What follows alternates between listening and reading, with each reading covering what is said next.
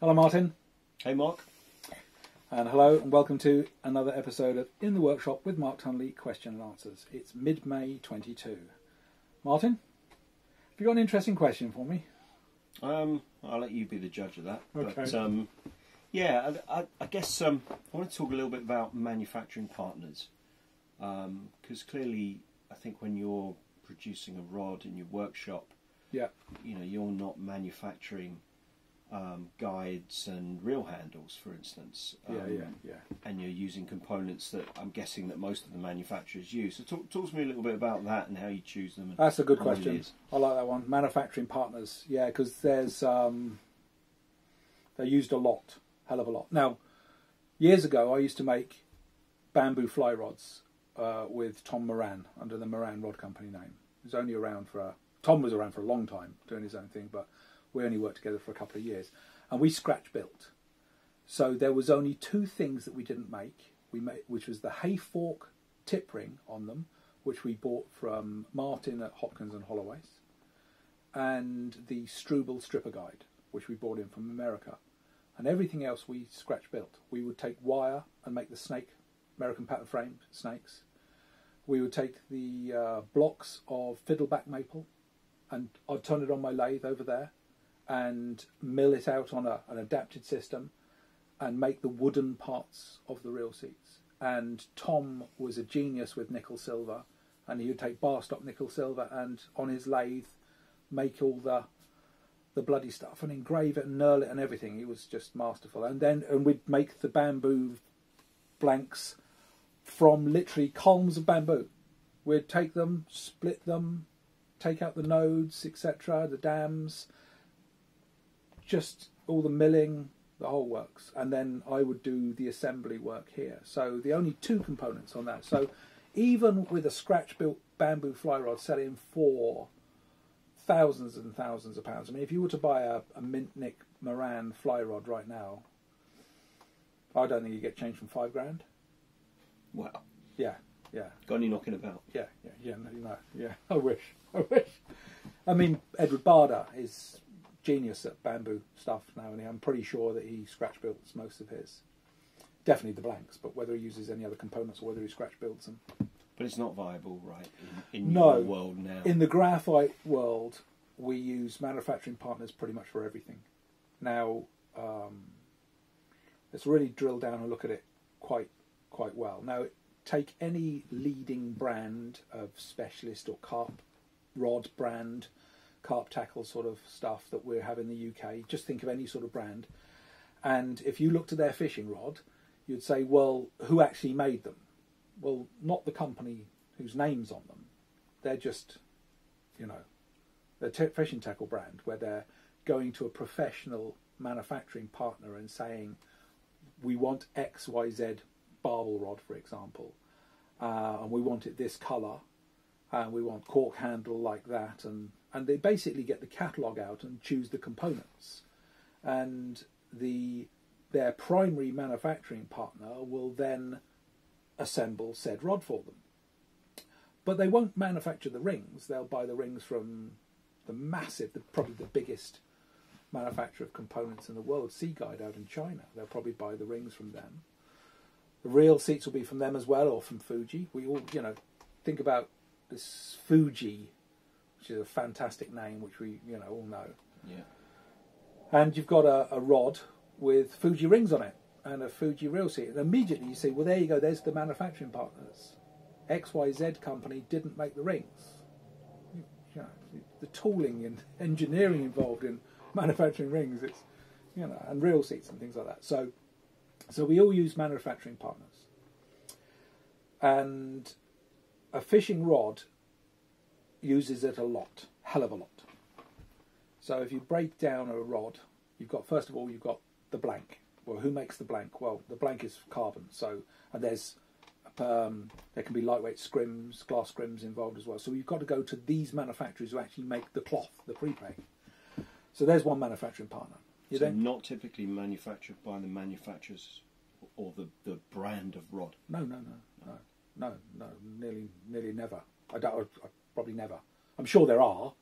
I'm not privy to all of it, but there are carbon fibre manufacturers, who you then buy rolls of pre-preg carbon fibre that's required, and you cut those yourself to make the blank. So blank makers will buy in Korean, Japanese, American carbon, etc., or British carbon. So it's assembly, really. It's assembly. Yeah. So then they take, if you take a high quality British rod, say for instance, you've got Korean and Japanese carbon, you've got a Fuji Japanese reel seat, you've got Japanese shrink rubber, you've probably got where the stainless steel comes from for the fittings, who knows, English stainless steel or American stainless steel, who knows.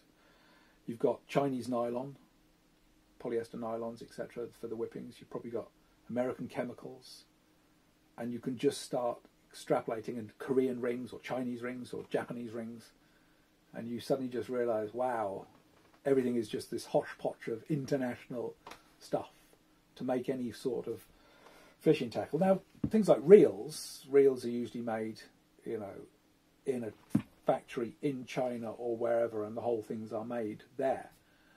But with a fishing rod, it's you require so many other manufacturing partners in order to put it together. Yeah. So, yeah, that's a huge one. I mean, you couldn't make a fishing rod without manufacturing partners. It'd be almost impossible. Even the Chinese... I mean, think about cork. Well, most of it's from Portugal. Yeah. Well, there's a manufacturing partner just on the cork. Yeah. So it's everywhere. It's absolutely everywhere. So there's no such thing as there's no such thing as a German rod. There's no such thing as a British rod. There's no such thing as a French rod. There's no such thing as... They're all just It's design and assemble, I guess. Yeah. Much like the Formula One scene, I guess, in the UK. Yeah. Because a lot of the components are the same, right? Carbons and stainless steels. Any cars? I mean, do you think... And titanium. Yeah. Yeah, cars are manufactured. There's Ford doesn't make the tyres that go on it. They're Pirellis or Avons or whoever. Yeah. So everybody has manufacturing partners. And even the manufacturing partners have manufacturing partners, because if it was a Bosch headlight, as an example, you'd have the wiring in there with somebody else. Yeah. The bulb was for somebody else. Exactly. So fishing rods are no different then, really? No, not at all. And very, very cheap Chinese fishing rods. Most of the components are made out there. China. They would have Chinese carbon. The rings would be Chinese, the reel seats would be Chinese, blah, blah, blah. The shrink rubber would be, or the foams, etc. So they're probably the closest to getting a single branded thing. But even those guys, if you took a really good quality Chinese Far Eastern manufacturer, they still wouldn't be making the rings themselves in-house. They just buy them from a ring manufacturer who sells them to everybody. I mean, why would you bother?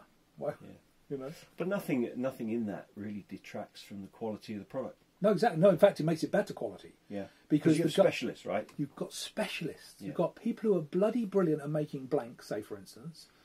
Make blanks, then. If you make rings really well, just make rings. Yeah, exactly. And so that's beautiful. When I do a high-end custom, I haven't got to get out the lathe and the bloody anvil and the forge and start whacking out titanium rings, I wouldn't even know where to start, obviously.